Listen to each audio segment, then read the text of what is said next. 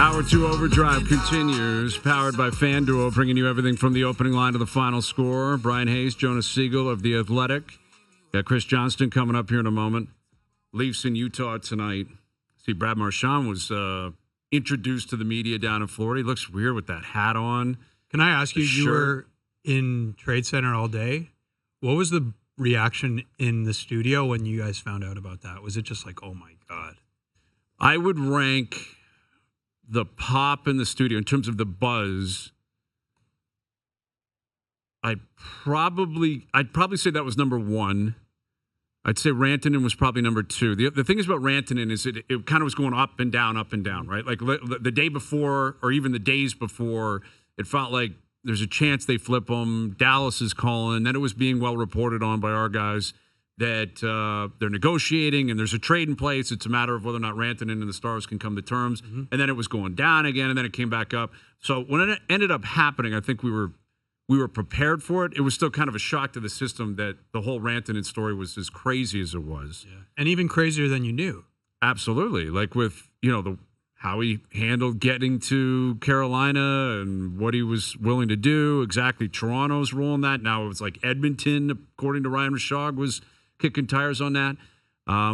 But then when Marchand was dealt, it was a bit surprising. But when he was dealt to Florida, that's what put it over the top. Yeah. That's what really led to the pop. And, we've been talking, obviously, a lot about the Leafs and their approach with Mitch Marner. And my viewpoint is that they want to sign him. They want to keep him. Anything could happen. We'll see how the rest of the year plays out. Now they're going to have to reset. We'll see where this goes. No guarantees. That's life. You can never guarantee anything. But my viewpoint when it comes to the way they approached Nylander, they approached Matthews, and now I think the way they're going to approach Marner is they just want these guys to be Leafs for life. They're comfortable with them. They love them. They want them to be here forever. But what sticks out to me is what 5 teams in particular have done over the last 5 or 6 years. And I would say these are the 5 teams that have kind of run the league and been the most successful. Colorado, Vegas, Tampa, Florida, Boston. Mm-hmm. You look over the last 6-7 years in the NHL, there's cup winners, obviously Colorado, Vegas, Tampa, Florida. Boston went to the cup final in 19. They make the playoffs every year. They win a round basically every year. 2 years ago, they had the greatest regular season of all time. What they all have in common is they've all punted legends over that time frame. Mm-hmm. Vegas, I would say Marc-Andre Fleury would represent that to Vegas, among others. You could come up with a number of guys that played in Vegas, but he was the day one face of that team. Remember the expansion draft? It was all Marc-Andre Fleury. Mm-hmm. Everyone else was a bit player. Yep. Flower was leaving Pittsburgh. He was going to Vegas. They loved him in Vegas. He's their number one guy, gets them to a cup final. They basically said as a team, you're leaving because we've got better options and we're going to go win a Stanley Cup without you. They did just that. Colorado just did it with Rantanen. That's a legend of that team. Legend. Yeah. Right? Tampa times 2 at least. Stamkos being the most prominent one. Yeah, but there's another maybe even better. No, it's not better. Would you say McDonough? McDonough, where they go to the cup final. I think they lose that cup final like 3 days after exit meetings. See you later. We need to trade you. You're out. He had a no trade clause. Right. They're like, we're going to trade you. And he said, all right, let me think. And they said, what about Nashville? He goes, all right, fine. I'll go to Nashville. Eventually they circle back. Yeah. I think Stamkos, though, was more ruthless. Their captain in the final season of his contract. Captain, 2 cups. Dying to stay there. Yep. No, you're out. We're leaving.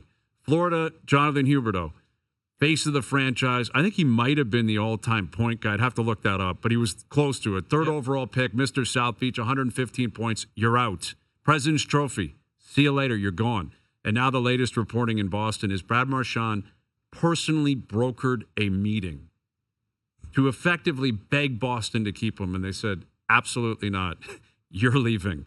Those are the 5 most successful teams. They've all told players, thank you for everything. There's the door. Get out. So not only are they cutthroat, the other thing I would add is they're all bold. Like they all do these things where you're like, they did that?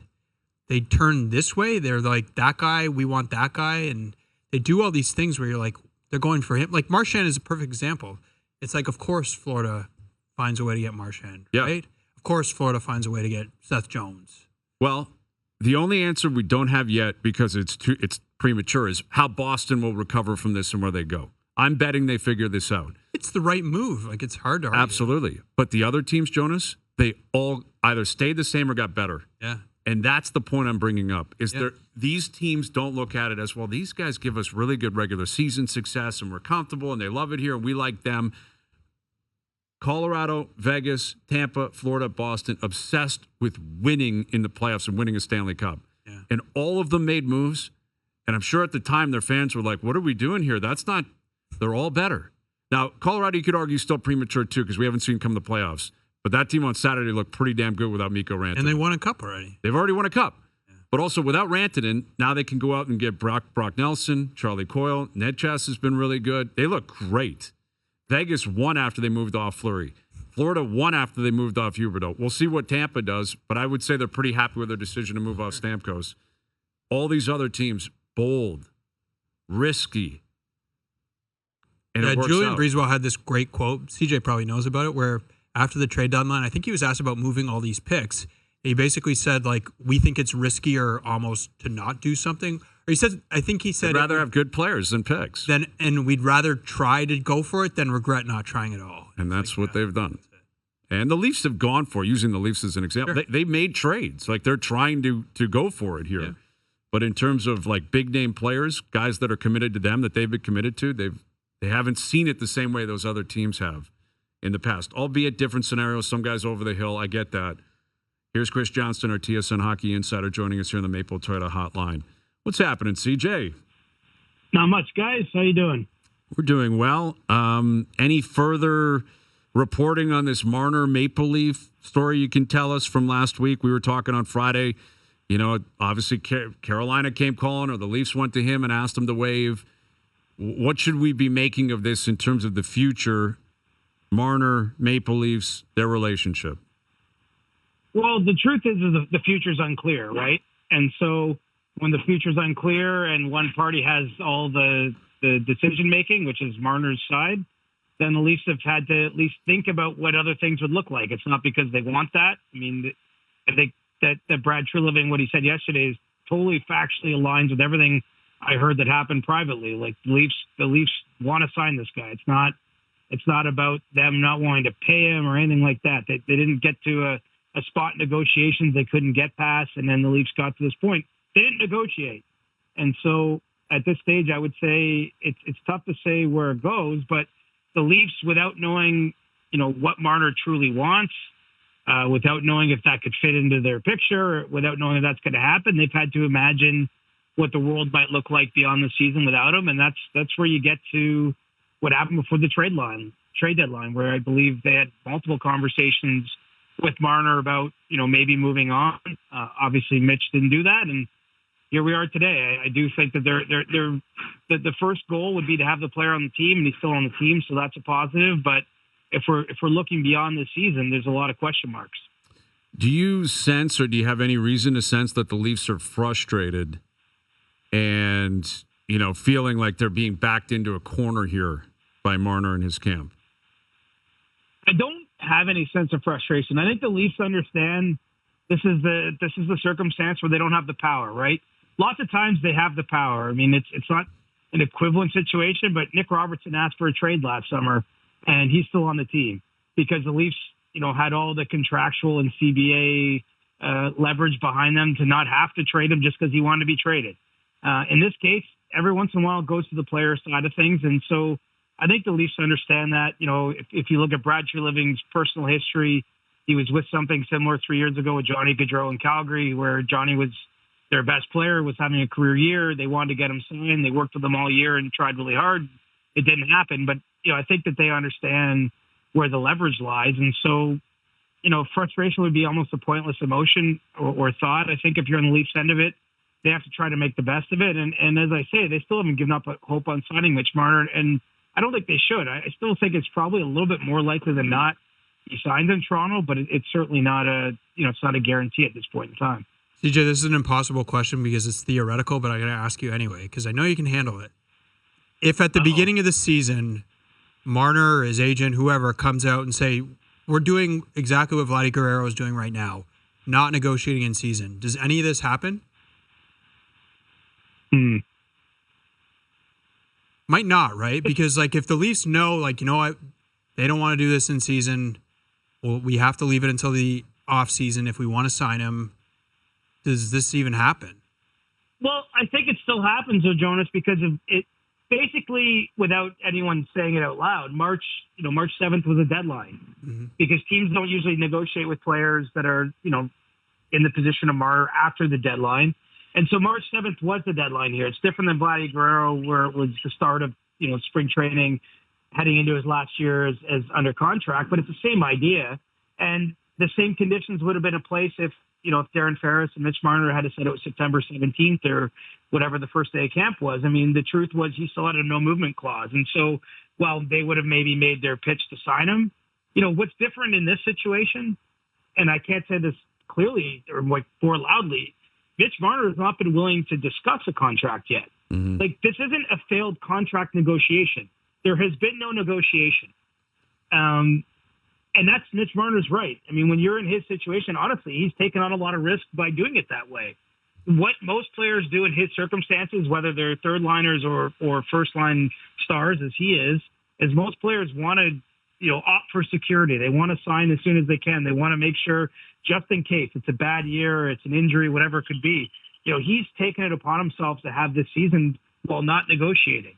And so, I think there's been tons of dialogue. It's not as though the phone line isn't being picked up on one side, but they haven't actually got down to brass tacks. It's not like there's offers going back and forth and they can't agree. I mean, and so that's what's different with Vladdy and the Blue Jays. I mean, the Jays tried to sign Vladdy. They didn't want to pay his price.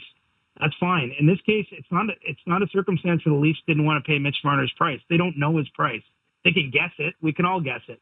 But it's not a case where he asked for something they didn't give him. They have not negotiated yet. And so I think that we have to underline that point. Mitch Marner's side to this date has said, we need more time. We want to think this through. He wants to see things for the rest of the season, the way we've all thought maybe the Leafs might want to. And so, again, it doesn't mean it can't happen, but there's not been a back and forth here. There's been conversation, but there hasn't been negotiation. But I guess if I was the Leafs and I knew, like, it almost would feel like you're talking to a wall a little bit. Like, if you're not getting responses back, it would just be frustrating. Whereas if there's just, we're not talking about this in season, it's not frustrating. I don't know if they're frustrated. I would be frustrated if it's like, hey, what do you want? And you're like, well, I don't know. We'll see. And like, it just kind of, you know what I mean, CJ? It's just kind of like a one-way conversation. And I don't know. Like, it just feels like there's a grayness to this whole thing. Well, is unnecessary. But I also would say, if I'm in the Marner camp, if I'm playing that role, if this is a poker game and every negotiation can be that, doesn't always have to be it. I mean, that's what frustrates a lot of Leaf fans, I think. It's like, if you want to be here and the Leafs want to engage in conversation, then you want to be here. Knock it out and let's put this behind everyone and move on. Is if I'm in the Marner camp, I'm like, these guys keep calling me and wanting to negotiate. They're the ones that look desperate, right? Not us. Yeah, so your leverage kind of grows. Well, I think it appears to me, CJ, tell me if I'm wrong, I think the Marner camp looks at this and goes, there's nothing that's going to happen between now and June 30th that is going to make the Leafs hang up their end of the phone. They're not going to come back and, like, again, I said this earlier today, I think the Leafs could get swept in the first round, Marner could go pointless, and the Leafs would still say, 8 years, $13 million? What are we doing here, guys? I think the Leafs have made that clear, CJ. Like, if they're trying to negotiate the playoffs and the performance there seems to me to be irrelevant. Yeah, because Mitch has something that there's not a lot of Mitches in the league, right? However many players we might think there is, 10, 12, even close to the same kind of caliber. And how often do those players come free? It's almost never. And so, he has something that they can't readily replace. We might sit here, we could spend the next 3 years of the 3-hour time slot talking about, hey, what could they get instead of him? And those conversations will happen if they're relevant, but they can't get him if he leaves. Not next year, not right away. Like, it's almost impossible. And so, that's where we're at. You're right. I agree with you, Bryan, in that even if this playoffs doesn't go well for the team, for Mitch personally, whatever it may be, I don't think his position to negotiate is that much weakened. I don't know what the organization, I don't know how they view all this. I mean, obviously right now they're trying to manage it. You don't have Brad Treliving go in front of the cameras unscripted yesterday, take one question and leave. Like they're figuring this out in real time, right? Yeah. Like the hard part for me to gauge is there a point where they get frustrated with this, where they do like, is there a point where their view on this changes? I mean, that's a little bit of an unknown, but I mean, they understand what Mitch Marner is. They love the guy as much as the deepest, Leaf fan out there. They want to sign him. And in fact, I think they want to reset a market for him. I think they're willing to pay him an amount that hasn't been done in the past because we're in a rising cap environment and he's in a great position to negotiate that. But they first have to get down to sit at the table with him, and that hasn't happened yet. And that's the other part of this that makes the whole thing a little unusual, and so I don't know where it goes next. I think that's why the story is so compelling, and it's not, it doesn't end today. Well, exactly. And I don't think we've wasted a lot of oxygen on it all year either. Like it's just kind of popped up now. And that's the we fascination. Might have missed it, frankly. We didn't talk about it enough because all of a sudden now all this stuff bursts out in public. Well, and I also think Shanahan, Treliving to a lesser extent, he hasn't been here as long, not from the market, MLSE, they're aware of how this city's going to react if it goes awry in the playoffs. And I think that speaks to their urgency also to try to get it done, to make it easier on everyone, which also makes me somewhat perplexed as to why Marner doesn't see it that way too. If his end goal is to stay here, why would you not negotiate before the playoffs? If it goes wrong, I appreciate if you're so brave and you're so confident. You're like, I'm showing up. And I love that attitude if that's his attitude. I'm showing up. Watch me. I'm dragging this team. Austin, let's go. Willie, let's go. We're going to a cup final or whatever it is. If he does that, it'll be just an unbelievably legendary mic drop play. And then after it all, signs and goes, I don't know why everyone was sweating it. This was always my plan. Let's go. Like that would be just an incredible story. And you couldn't script it any better. And if he's that bold and, again, that courageous, I credit him. But what is the courage based in? Like, what if your plan is to stay all along, don't you just sign? Well, especially before the playoffs, though. Go ahead, CJ. We're dancing around it. It's clear he's not decided he's staying. Yes, right. And you talked about that last week, right? You think that he is contemplating leaving? Well, if he had decided he was staying, I think the deal would be done. Right. It doesn't mean he's leaving, but I think it's an open-ended idea from his side. I mean, that's the only way to view this. If he was 100% sure he was staying, I think the contract would be done. And they would have at least negotiated. They would have went back and forth. Mm-hmm. This is the point. He's not spurned because he thinks the Leafs didn't offer him enough. Right. The Leafs didn't offer. There's no. They've yet to get down to business because he wants more time. And so, I can only guess what he wants that time for. But look, it could be lots of things. Like we've all along been thinking maybe the Leafs should wait this out to see what happens in the playoffs if they want to sign Marner. Well, maybe Marner's thinking the same thing. Yeah. And it's totally his right to do so. And so that's what makes this interesting is I don't think any of us, if we went back, we were having this conversation in September for fun, we would have assumed Marner wanted to stay, right? We would have thought if it broke down, it would be over money. This is not about money yet. I mean, it might still become about money at some point. But right now, this is still about Mitch not signaling to the Leafs, like, hey, bring your best offer. Like, what can we do business-wise? Like, he's not indicating, at least to them or publicly, that he 100% wants to stay. Do you think fear then is a fear of him leaving maybe factored into this, where they're at the deadline, they're like, is this guy going to sign? And if we can get Rantanen instead and he's going to sign, like, do you think that is part of the equation where it's like, I don't know what's going to happen here? That's the entire equation. Okay. That's to me, the reason they even got anywhere with Carolina, even bring it to Mitch, is because they thought this would be more security, right? Like this is a player that's going to want to sign here as part of this, presumably trade that obviously didn't even get off the ground. But, I think all the thinking is, that's the weird thing, right? The GM is thinking about this team right now that has a chance to win a cup, and that's the Carlo deal. That's the Lawton deal. We're focused on tonight's game in Utah, all that stuff. But the GM and the senior leadership are also thinking beyond this season. And the year might end as Edmonton's did. There's a chance the Leafs play their last game on like June 23rd this year, and Mitch is still unsigned, and they only have 7 days to really figure it out. And so they have to be thinking about it ahead of time, about how the sort of what ifs.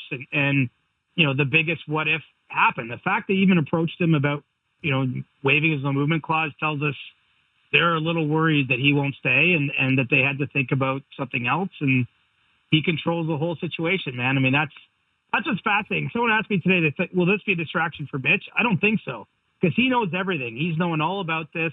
I think there have been multiple conversations about waiving his no move clause, not just the one. And he's still performing at the level he's performed this year. He was great for Canada at the Four Nations. This has not affected or impacted his play that we can tell. I mean, he's had a great year. He's had an unbelievable year. Even on Saturday night, he was great. But it probably he was dancing on Saturday night. But let me ask you, Hayes, how would it make you feel knowing the team was ready to trade you? Does that change anything at all? But I think if you take that personally, when your approach has been business, that's on you. What I mean by that is, but he's a human. No? But Marner's business acumen, or his plan, has been, I'm not negotiating, I'm not talking, I'm not doing anything. The Leafs are like, well, we want to negotiate. Can we get a deal done? And if you're not going to give them an answer or even get to the table, I don't think you can blame the Leafs for. You have to manage for the next 8 years. And Mikko, it's not like they were like, well, we can get Stankoven and 2 firsts. It's Rantanen. Rantanen is on par with Mitch Marner. Mm-hmm. So if you can get him, it's. But it's on the one, you don't see any of that. I think the Leafs knew that Rantanen would sign here. Yeah. I think that's my belief. I mean, I didn't hear that from anyone in Toronto, but they believed he would. Sorry, repeat that. They believed he would. They believed he would sign here, so they would be trading for Rantanen and signing him, not just taking the next 2 months with him. So that's the difference. There would have been a little bit of certainty in there. They would have had to pay him lots of money and all those things. Mm-hmm. They want to pay Mitch lots of money. That's the funny part. They want to pay him a huge amount of money. They want him to stay. They want his whole career to be a Leaf. They want to put 16 in the rafters. They hope he finishes number 1 or number 2 overall in franchise scoring. All those things are there. They hope Mitch and Austin and Willie are all part of a Stanley Cup pass line at some point, maybe this June or one of the ones in the future. But right now, that's still in question because, at this point, Mitch has not signaled his intention to stay beyond June 30th. Yeah. Well, here's another, position of strength that they're in that obviously they want to keep Marner. I view it differently. It bothers me to an extent that they're so committed to this core 3 or core 4 for the rest of time without any playoff success ever factoring in. But that's obviously the way they're going to operate. And that's not individually about Marner. That's about all of them. But the fact of the matter is they've signed Austin. They've signed Willie. So those two aren't going anywhere. Mitch is the guy that is still a free agent, and they can make a determination on. Yet they're clearly not team building based on what's going to happen in the playoffs.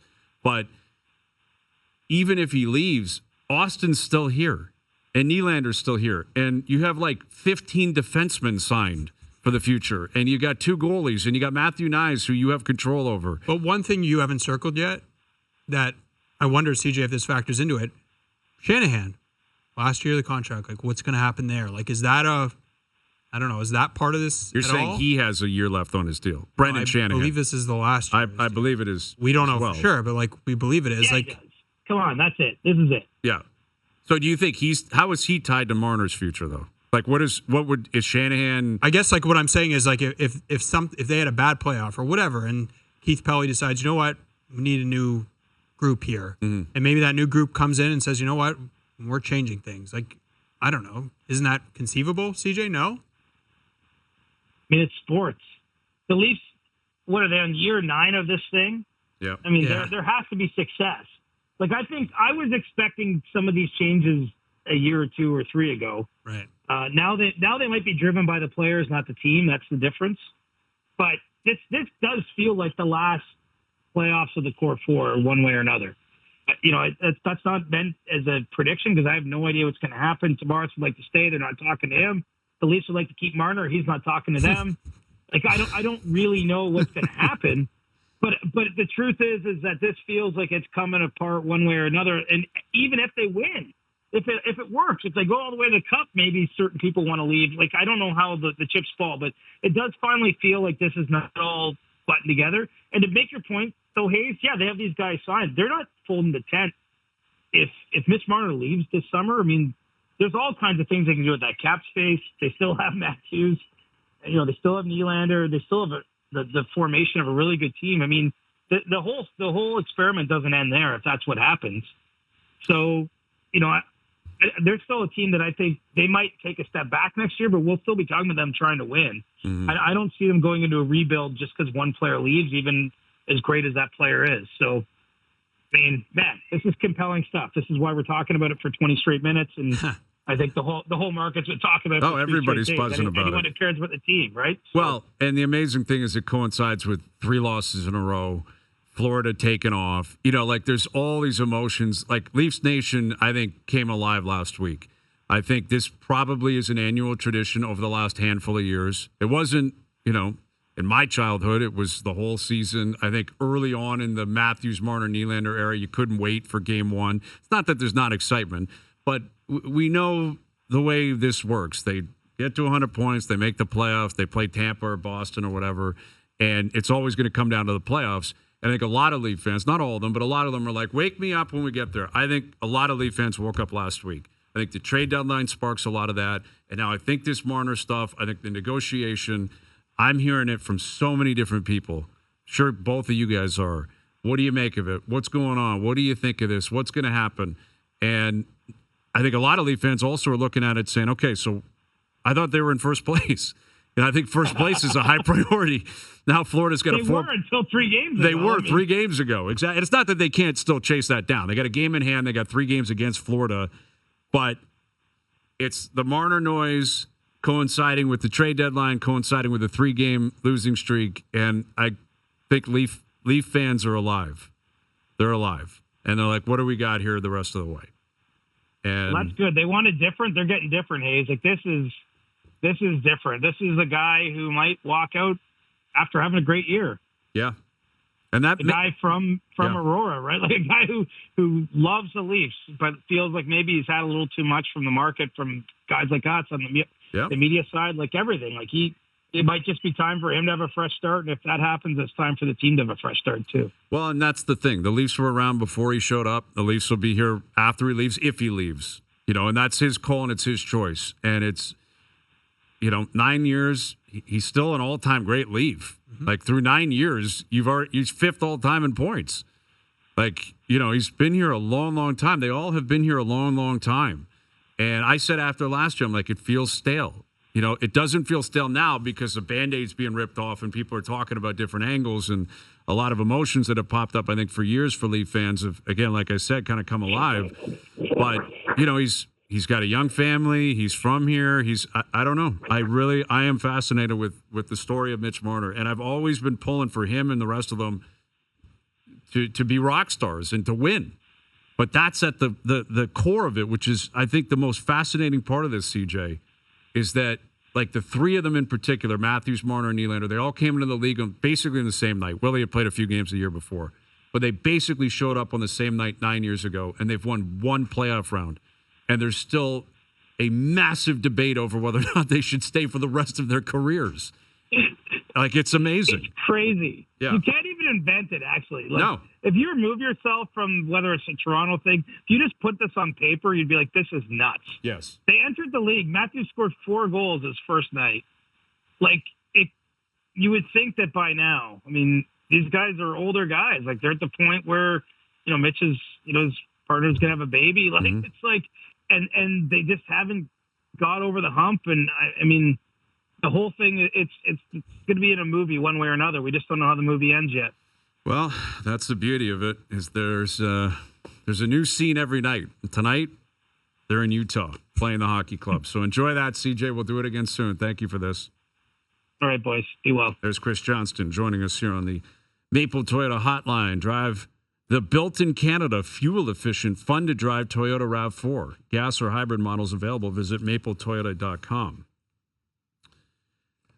Yeah. I got a couple things to ask you. What do you got for me? Okay. So, number one thing I've been asking myself the last, since I heard about this. Let's say you're the Leafs, and let's assume Carolina, you're talking to them, and they say, well, what about Marner? Do you have to ask Marner? No. Or because that's where I am. No, of course not. I don't think you do. If you don't want to do the trade, then you No, don't but do let's the say- trade. Okay. Like yeah. they could just say, well, we're not trading Mitch Marner for Mikko Rantanen. Okay. That's where I'm at because I think You don't have it's to tell easy players say, anything. Well, no, we have to ask because it's Rantanen. No. Team can sign him. But I just think like the risk of all this happening, exactly what's happening, would scare me off of even asking. Because like the chance that he was going to say yes to me is like very small. Well, that's my thing. And the downside is so much higher where this happens and maybe like who knows what it does to their season. I find it hard to believe they didn't know what his answer was going to be. So then why? Right. I agree with you. But then I find why that hard ask? to believe. Well, again, To your point of a bluff? I think there's a chance. I can't say that definitively. In my opinion, it wouldn't shock me if it was a bluff. You know, we're trying to negotiate here, Mitch. Fine, we'll trade. What about Carolina? We want Rantanen now. And now Mitch is like, no, not waiving, not negotiating. Thanks for everything. I'm in Colorado playing the Avs tomorrow night. See you later. And now they're trying to recalibrate and figure out where it goes. But it's also, you can make sense of why they would want Mikko Rantanen too. Sure. Like I could make the argument I would want Rantanen more than Marner for the next 8 years. You could make a very compelling case for both. Rantanen scores more. He's had way more playoff success. He's a bigger body, shoots left. You know, you got Willie on the right, him on the left.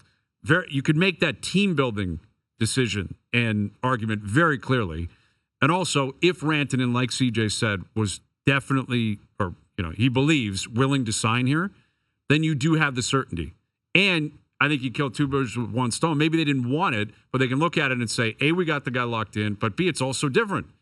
This is a little bit different. The core four is no more. We can go into the playoffs with a little bit of a different viewpoint. Yeah. I can make a lot of sense of that. And maybe they did see it that way. But I think if they knew his answer was going to be no, then it's more likely it was a bluff. And basically they're like, I know he's going to say no, but we're going to let him know that we got other options and we're thinking of other things. Yeah. And now it's out there, and Leaf fans are going to hold this against Mitch that, well, Rantanen could have been here. And who knows if that was ever actually going to be the case. Who knows where Carolina was going to go in the end. They may have been asking 4 or 5 different teams for different things. If that's what they can get, that's the best return they can get. If they can get Marner for Rantanen, you do that every day. Over every other trade. Unless Marner goes, I'm not signing with you long term. I'm leaving at the end of the year. I guess there's that. Right? And then you're just Rantanen 2.0. Yeah. A different player, maybe he fits in the rest of the year and he's got a better attitude than Rantanen seemed to have in Carolina. It might have been worth it for them. They may have done it anyway. But I don't believe for a second Mitch would have said, all right, I'll go and I'll sign a long-term deal in Carolina. I don't think he was going to do that. And I'm sure the Hurricanes probably were aware of that. The other thing that CJ mentioned is like, and this goes back to our argument a couple weeks ago, you, me, and O. There's a chance like he will get more than Matthews. Well, I think it's becoming clear, more and more clear that it could be in Toronto that he's going to get That's what more I'm than saying. Matthews. And what do you think the reaction to that is? I guess it just depends on what happens. I'd reference my pie chart. 50% chance Marner, if he stays, he's staying and he's winning the negotiation. Yeah. And listen, two things could be at play here. One fork in the road is he's just had enough of the market and he wants to leave. Which I wouldn't be the first player, won't be the last. I can understand that. Great player, great leave. Playoffs have been tough. Negotiations have been tough. He lives here. His family's from here. Maybe he just wants to change, right? I could see that. And I don't know what market he wants to go to, but maybe he has a market in mind. Maybe he and his family are like, hey, L.A. I always wanted to live in L.A. Yeah. Or Vegas or Florida. I don't know. Who knows what it is. Yes, the taxes and all that kind of stuff. Yeah.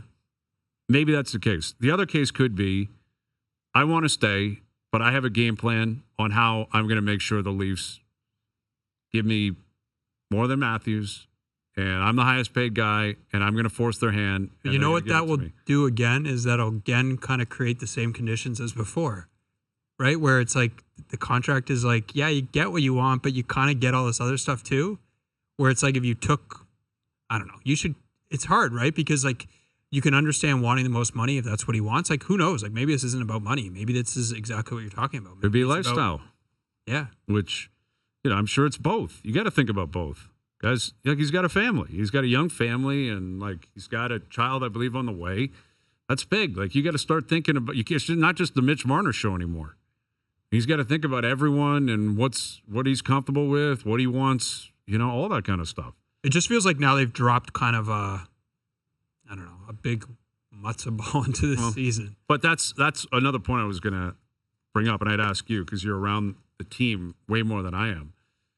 I can't imagine they're comfortable with this. They are not. Like the Shanahan world it's been Lou Lamoriello on steroids. Nothing gets out. Nothing's out of our control. We control the messaging. Mm-hmm. And now the cat's out of the bag. And well, that tree living thing was not planned. That just kind of came out of nowhere. And what was the point? He said something, took a question, and left. It feels like it's an attempt at damage control, but which I understand. I understand. It didn't work. It was not. Well, they looked at it like, Mitch is out on an island here. We got to go out and support him, which I appreciate why they would think that way. Yeah, but I don't really know what there's no upside it really accomplished either. All right. Mark Schlereth coming up. A lot of NFL news out there. We should get his take on Marner. We'll get his take on that. Aaron Rodgers maybe to the Steelers. Aaron Rodgers to the Steelers. I actually think that could be what everyone thought would work in New York. We'll tell you about that into the next hour. And we got the players this week. We had Corey Connors on his own, solo third at the Arnie Palmer. Russell Henry steals it yesterday, played great down the stretch. A lot to get into on that front as well. And the Raptors continue to – I don't know what the Raptors are doing. What are they pursuing, Jonas? I guess we'll try to get to the bottom of that. 5th overall. Overdrive continues. TSN 1050 and on the TSN app. All right, we'll get to something to chew on here. Al's brother with another location in the city. He's hiding out somewhere, Jonas. We'll get to that. NFL free agency is pretty wild today. And this Aaron Rodgers story, because I think we've talked about it. Others, we've been talking about it a lot on our show. Like, will he want to play again? I always believed he'd want to continue to play. I think he's a football junkie. He rehabbed as much as he did off that Achilles a couple of years ago. And if he was going to retire, he would have announced it by now. The question was always going to be what teams want to get in bed with Aaron Rodgers. If any. If any. And there were reports, maybe Seattle. They went out and got Sam Darnold. Maybe Minnesota. But I would think they're going to stick with J.J. McCarthy now, I would think. Maybe the Giants. But why would Rodgers ever want to play for the New York Giants? Now it looks like the Pittsburgh Steelers. Because Justin Fields has signed with the Jets. So Fields is gone. Russell Wilson, I guess, could possibly come back. And I have been sour on, the whole Aaron Rodgers, the business of Aaron Rodgers, the way that he operates, where he's always got to bring in his own people. He's always seemingly winging it. Is he going to show up at camp? What kind of attitude is he going to have? And I always felt like it just wasn't going to work in New York because the Jets were such a circus. They're such a horribly run organization that those two were going to collide. Rodgers and everything he represents and the New York Jets and their history and everything they represent. Mm-hmm. I actually think the Steelers have a shot at making this work. Is the reason their head coach? Tomlin always wins. Yeah. Like the Jets never win. So the hope was with the Jets, bring in Rodgers, he'll clean everything up. He wasn't capable of doing that. He's not capable of doing that where he is in his career. Pittsburgh, you're not cleaning anything up. It's a well-run organization. Everything runs through Tomlin. They've always had a great defense. They generally have a good line. They have a couple of weapons around. Like they just picked up who's a wide receiver from Seattle? I'm blanking now. DK Metcalf. They just acquired DK Metcalf. They got George Pickens. Like they got some weapons there. And if you get Rodgers in there and he keeps his nose clean and just doesn't turn the ball over, they're going to go back to the playoffs. And he's got a lot more upside than what Russell Wilson or Justin Fields would have had last year, or certainly would have this year. Do you think so you still think he has some game left? Because he looked like he couldn't move last year. I think he's got. Doesn't want to get hit. I think he's very afraid of getting hit. I think that's clear. I think that injury really freaked him out, as it should. Mm-hmm. You blow your Achilles out at that age, that would have been really tough to come back from. And the Jets, were a disaster. It was also, by the end of the year, they lost so much. He's like, why am I taking hits for this? Right? And I think he knew. Like, the Jets are going to probably turn on me anyway. This team stinks. What am I doing? So I'm not saying he won't necessarily be going into it thinking, I can't wait to get hit. I don't think that's going to be his mentality. But I think Pittsburgh can protect him more, and I think he'll have more to play for. And I think you're looking at a scenario here where last year you look at his stats. Can you throw for 3,500 yards? Can you give me 22 touchdowns and 10 interceptions? Can he do that? If he does, they probably win 10, 11, 12 games in Pittsburgh and go back to the playoffs. Hasn't Tomlin never had a losing season? Isn't that still the case? They're always above 500. Do you think he will allow Aaron Rodgers to do the Aaron Rodgers media extravaganza? That is the question. Because like if that was me, I'd be like, you're not doing any of that stuff. If you want to sign here, that's off. You want to go? No more Matt McAfee. Nothing. You're not doing that every Monday. We're not doing this because that was such a distraction. It was like you had this running commentary on the season from someone who's not. So for someone who's on the team, it would be like if Doogie had like a little show on the side and he just talked about you guys all the time. Yeah, I know. And just like stirred Jeff the pot. was just such a jerk today. Yeah. Hayes, like he just was so moody. I'm not sure Rodgers would accept those terms. Well, then I'd say good night. Like, what is the difference? How much difference do you think there is between Rodgers and Wilson? Difference. There's difference. But is all the other stuff worth it? I mean, the thing is, you look at Russ down the stretch last year and into the playoffs, you could tell Mike Tomlin could not stand the sight of him. Because, like, they started with Fields because he was banged up. Remember, Wilson was hurt. Then he got in. He actually played pretty well the first few weeks. And then down the stretch, they lost a ton. Their offense was brutal. He could not throw the ball down the field. I think Russell Wilson is completely cooked. So I do think there's a pretty significant gap. And it's not even about Rodgers. I could name 30 quarterbacks that I think would be well, head and shoulders above what Russell Wilson's going to bring. So I'm kind of compelled to say that I think it's maybe worth a shot for both parties. And it might actually work. Because Pittsburgh actually is everything that the Jets wanted to be or were pretending to be for Aaron Rodgers. Yeah, Sam Darnold, man, he's going to Seattle. He's getting paid a lot of money. That's a gamble. Like, he had a really good year, but they had a great team. That's a quarterback whisperer, that head coach of Minnesota. Yeah. An absolute quarterback whisperer. And they had a line, they had weapons, they had defense. Everything broke his way. Seattle does not have the same pieces. He will be more out on an island. They got a new coach. Just traded Metcalf. Just traded DK Metcalf. There's a lot of turnover there. Like, well, I'll believe it when I see it that Sam Darnold is officially, he's officially made it as a true number one in the NFL. More with Mark Schlereth on that in about 45 minutes. Rick Bowness coming up on a number of NHL stories, including all those debuts over the weekend, and Alex Ovechkin, empty netter again. He's right. He's right there, man. He's going to pass Gretzky within like 2 weeks. Are they going to stop the game Feels when that he way. does it? Absolutely. Yeah. Oh, of course. It'll be a massive celebration. Pretty cool. What'll be interesting is the dive for the puck, because he's going to get it clearly. But would someone be stupid enough and greasy enough to grab that puck and fling it into the stand like that? That would start a full blown line brawl, bench clearing brawl. Like, because remember, Pronger did that once, I think. Really? Didn't Prongs? I feel like Chris did it in the Cup final. Like, maybe against, I think he was in Philly. I think the Kane goal, the OT winner, I think he went and like grabbed the puck or something. And see, that's what I thought you meant, that if you're on the opposition, you grab the puck and like. That's what I'm saying. Keep it and. Yeah, but like, it's try fine. I'm not giving it to you.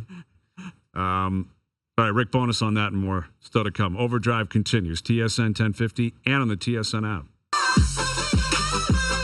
All right, we've sent Al's brother out somewhere into the city with a pair of leave tickets. You have a chance to guess where he's hiding for your chance to win them. Are you ready for the first clue of the week, Jonas? Do it. Hey, Overdrive fans. Happy Thursday to you. It's time for your final clue to find out where is Al's brother. You're scoring yourself a pair of Leafs tickets for Saturday, March 15th. The Sens are in town. Here is your final clue.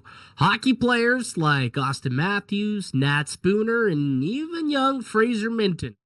Okay, we played the wrong clue. Al's brother left that place last week. Do we have the appropriate clue? Do we know if we even have it? Maybe Al's brother in a coma somewhere? Where is Al's brother?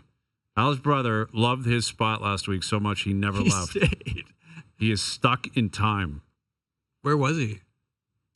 He was at the Ford Performance Center, right? Yeah. So it was, he was in Atlantis. Is it Atlantis, the city that is under the sea that's just got, that's where Al's brother is forever. He is stuck in time. He's never leaving. He's just going to give away pairs of tickets to the game on Saturday for the rest of time. I'm going to that game, I think, Saturday night. Looking forward to it. I'm hoping to go Thursday, too, at Florida and town. You'll That's be down there, a big of course. game, yeah. What a massive game those are going to be. Yeah. All right. Well, Especially now with this news. Yeah, well, I'm glad you brought that up.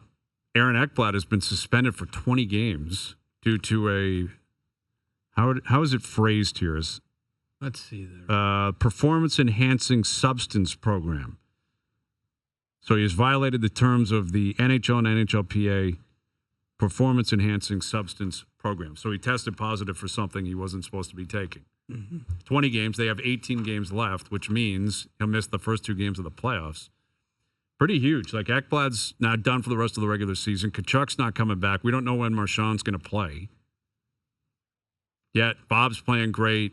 The rest of the team's playing well. They are a juggernaut right now. But this is definitely a bonus for the Leafs and for Tampa, for that matter. You're chasing them down. All right. Al's brother's clue. I'm positive it's coming up in the next hour. If not, I'm going to have to read it. Mark Schlereth, Rick Bonus still to come as well. Overdrive continues. TSN 1050 and on TSN 4.